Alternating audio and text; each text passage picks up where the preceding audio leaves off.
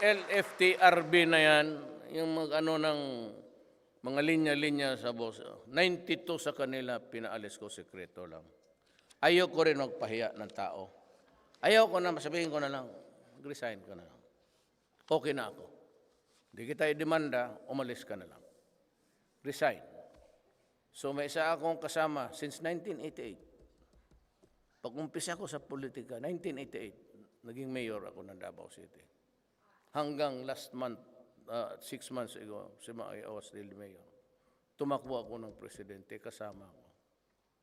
Dumiskarte siya, iyang parinig. Sabi ko, the first whip, bulong-bulungan pa lang, sabi ko, maghiwalay na tayo. Kasi hindi lalabas yung ganun pag walay. Pag ayaw mo pag-usapan, kaya ako sa presidency ko, ayan na sila lahat. Kung ano yung mga kontrata, hanggang dyan sa kanila.